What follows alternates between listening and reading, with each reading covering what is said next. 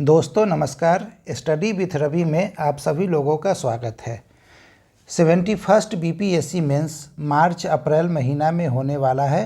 अभी से 150 दिन का समय है परीक्षा में, लगभग 150 दिन, ठीक है। और हमें लगभग 175 टॉपिक कंप्लीट करना है इस 150 दिन में। मैंने अपने पहले के वीडियो में भी आप लोगों को बताया था कि यदि अभी से आप लोग डेली सिर्फ एक टॉपिक भी तैयार करते हैं तो आपकी तैयारी परीक्षा के समय में बहुत ही अच्छी हो जाएगी। और 175 टॉपिक करके जाइएगा तो निश्चित रूप से परीक्षा में कोई भी सवाल पूछा जाएगा तो आप बनाने की स्थिति में रहिएगा। अब ये जो टॉपिक्स है उसको आप किस प्रकार से तैयार कीजिएगा, आपके कंटेंट कैसे होने चाहिए, आज के वीडियो में हम लोग इसी पे चर्चा करेंगे। और 100 सीट है 71वीं बीपीएससी में, तो आपके कंटेंट इतने बेहतर होने चाहिए कि इसी बार आप रैंक लगा ले और फिर 72वीं 73वीं देने का नौबत ही ना आए, ये एग्ज़ाम आपका आखिरी एग्ज़ाम हो जाए। तो अब जैसे एक टॉपिक है जलवायु परिवर्तन, साइंस एंड टेक में यहाँ से सवाल पूछा जाता है। साइंस एंड टेक से जीएस पेपर 2 में 72 मार्क्स के सवाल पूछे जाते हैं, जिसमें एक 36 मार्क्स के लॉन्ग क्वेश्चन होते हैं और एक शॉर्ट क्वेश्चन होता है जिसमें 36 नंबर में 5 या 6 प्रश्न पूछे जाते हैं। तो ये जलवायु परिवर्तन एक ऐसा हॉट टॉपिक है जिससे लॉन्ग क्वेश्चन या शॉर्ट क्वेश्चन कुछ भी पूछा जा सकता है।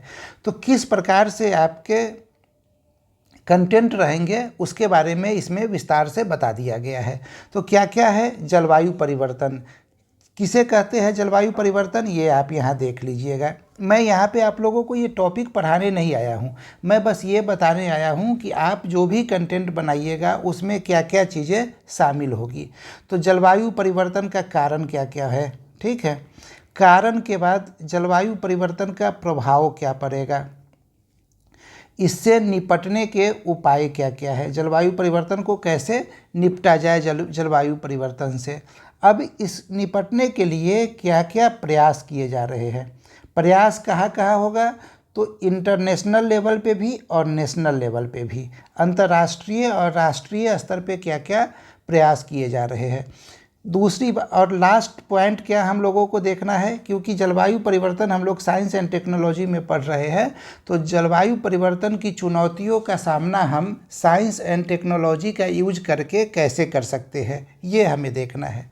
अब इस कंटेंट में वो सारी बातें यहाँ पे लिखी गई है, बस आप इसको देखते हुए चलिएगा। जिन लोगों को ये कंटेंट का पीडीएफ चाहिए वो दिए गए नंबर पे मैसेज कर दीजिएगा व्हाट्सएप पे, मैं पीडीएफ सेंड कर दूंगा, ठीक है। तो जलवायु परिवर्तन के मुख्य कारण मानव जनित कारण, ठीक है, मानव जनित कारण एक हो गया, दूसरा हो गया प्राकृतिक कारण। अब मानव जनित कारण में आपको 4 पॉइंट मिल गया। 4 पॉइंट क्या क्या है, जीवाश्म ईंधन का दहन, दूसरा क्या है ग्रीन हाउस गैसों का उत्सर्जन, तीसरा क्या है वन विनाश और भूमि उपयोग में परिवर्तन, चौथा है एरोसोल, ठीक है। अब प्राकृतिक कारण में आइएगा तो प्राकृतिक कारण में भी आपको ये 4 पॉइंट यहाँ पे मिल गया, महाद्वीपीय विस्थापन, ज्वालामुखी विस्फोट, उल्कापिंड एवं धूमकेतु, महासागरीय जलधाराओं में परिवर्तन। अब आप ये ध्यान में रखिएगा कि लॉन्ग क्वेश्चन भी आपको 400 वर्ड्स में ही लिखने रहेंगे, तो आपको कोई भी टॉपिक है उसका क्षैतिज विस्तार होना चाहिए। जैसे कि प्राकृतिक कारण है तो आपने 4 कारण दे दिया, लेकिन अब इन 4 कारणों में आपको एक एक लाइन 2-2 लाइन लिखकर आगे बढ़ जाना है। अब आपको इसमें विस्तार में नहीं जाना है। जलवायु परिवर्तन के प्रभाव क्या क्या आ रहे हैं, तो सबसे पहला प्रभाव आप देखिएगा कि पर्यावरणीय एवं भौतिक प्रभाव। अब इसके अंतर्गत आप देखिए तापमान में वृद्धि हो रहा है, जल एवं समुद्री प्रभाव आ गया, इसमें क्या है हिम ग्लेशियर का पिघलना, समुद्र में जल स्तर में वृद्धि, समुद्र का अम्लीकरण, ठीक है। ये तीसरे प्रभाव पे आते हैं तो जैव विविधता का ह्रास हो रहा है, चौथा भूमि का निम्नीकरण हो रहा है। अब दूसरे पॉइंट पे आ जाइए प्रभाव के, तो दूसरे पॉइंट पे क्या है मौसमी एवं आपदा प्रभाव। अब मौसमी एवं आपदा प्रभाव में फिर से आपने 3 चीज़ों को देख लिया, चरम मौसमी घटनाओं में वृद्धि, वर्षण के प्रतिरूप में बदलाव, प्राकृतिक आपदा की बारंबारता में वृद्धि।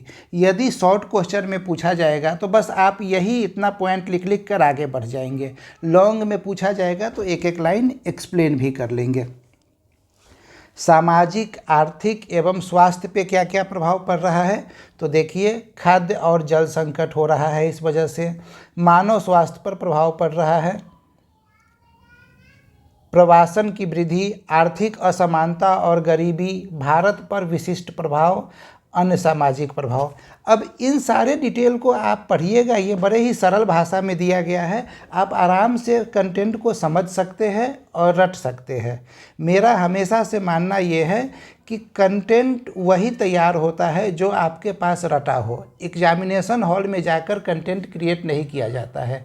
आप घर पे आपको ये नोट्स मिल गया, अब आप इस नोट्स को अपने हिसाब से लिखिए, अपने हिसाब से पॉइंट को और संशोधित कीजिए और उसके बाद इसको रट लीजिए। रटिए, आपके पास सारे आयाम पता है आपको। अब जो जिस आयाम से प्रश्न पूछा जाएगा उस आयाम को आप वहाँ पे छाप के आ जाइए, ठीक है, वहाँ पे एक्सप्लेन करके आ जाइए और आपका काम हो जाएगा, ठीक है। अब देखिए जलवायु परिवर्तन से निपटने के उपाय, तीसरा पॉइंट था उपाय। तो उपाय में क्या क्या होता है, एक तो होता है अनुकूलन, दूसरा होता है शमन, एडेप्टेशन और मिटिगेशन। तो एडेप्टेशन और मिटिगेशन में फिर आपने ये चार पॉइंट देख लिया।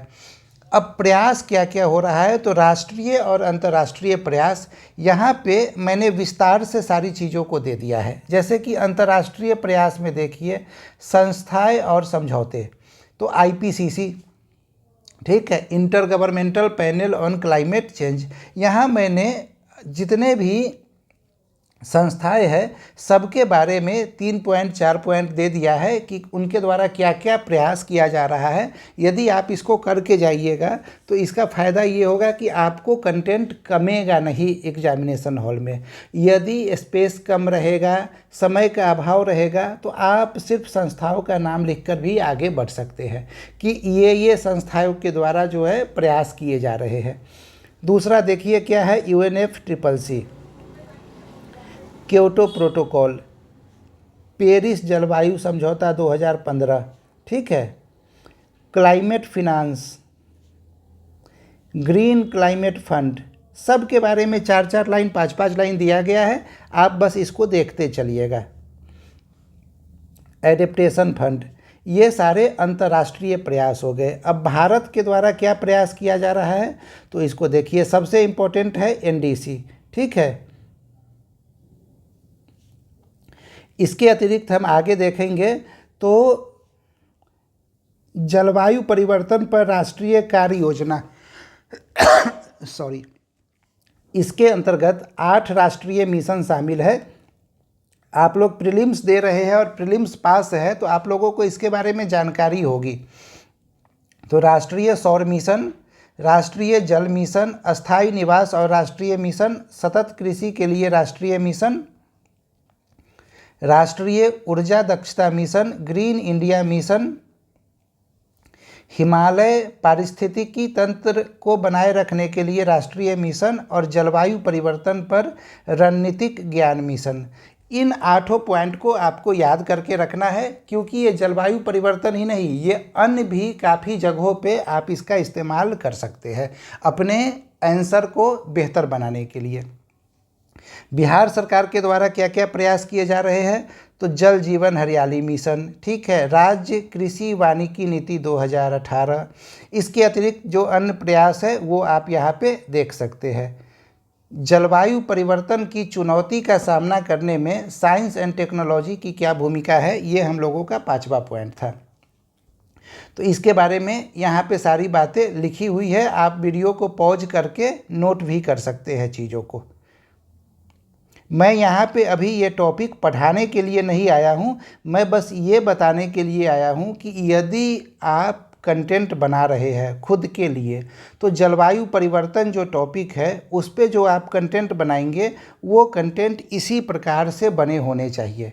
अब जलवायु परिवर्तन से संबंधित कोई भी प्रश्न पूछा जाएगा तो आप उत्तर देने की स्थिति में रहिएगा, और यदि डायरेक्ट कोई प्रश्न नहीं पूछा जाएगा तो आप इन सारे फैक्ट्स का कहीं ना कहीं इनडायरेक्टली भी यूज कर लीजिएगा। ठीक है। तो आप इसी प्रकार से अपने कंटेंट डिटेल से बनाइए, बार बार पढ़िए, और जैसे ही ये पूरा कंटेंट बन गया, अब जलवायु परिवर्तन से जो भी PYQ है वो सारे PYQ को आप सॉल्व करने का प्रयास कीजिए।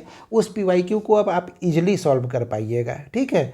जब मेंस होने वाला होगा, यानी कि प्रीलिम्स का रिजल्ट आ जाएगा, 71वीं BPSC प्रीलिम्स का रिजल्ट आ जाएगा, तो मैं सारे टॉपिक पे 175 टॉपिक पे आप लोगों को कंटेंट प्रोवाइड कर दूंगा, और ये सारे कंटेंट इसी लेवल के होंगे।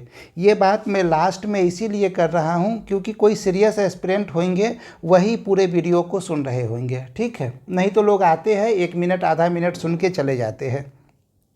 तो यदि कोई मुझे फॉलो कर रहे हैं और मेरे वीडियो को पूरी तरह से सुन रहे हैं, तो मैं उन्हें बता दूं कि मतलब मिनिमम फीस पे ये सारे टॉपिक पे कंटेंट आप लोगों को प्रोवाइड कर दिया जाएगा समय से पहले। आप लोग उसको रट्टा मारिए और जाकर परीक्षा में छाप आइए, आप लोगों का सिलेक्शन निश्चित रूप से हो जाएगा। और इसके लिए आप लोगों से जो पैसा चार्ज किया जाएगा, फीस चार्ज किया जाएगा, वो बेहद मिनिमम होगा, जो आप लोग निश्चित रूप से उतना, यदि BPSC की तैयारी कर रहे हैं तो एफर्ट कर सकते हैं, उतना पैसा आप लोग खर्च कर सकते हैं तैयारी के लिए। तो यदि ये PDF आप लोगों को अच्छा लगा तो कम से कम कमेंट करके ज़रूर बताइए कि हाँ सर, कंटेंट पढ़कर मज़ा आया, ठीक है। कंटेंट पढ़कर मज़ा आया, यदि ऐसा कमेंट आता है ना, तो इससे मुझे भी मोटिवेशन मिलता है और काम करने के लिए और बेहतर कंटेंट बनाने के लिए। वीडियो पसंद आ रहा है तो चैनल को सब्सक्राइब कर लीजिएगा, वीडियो को लाइक, शेयर और कमेंट ज़रूर कीजिएगा। धन्यवाद।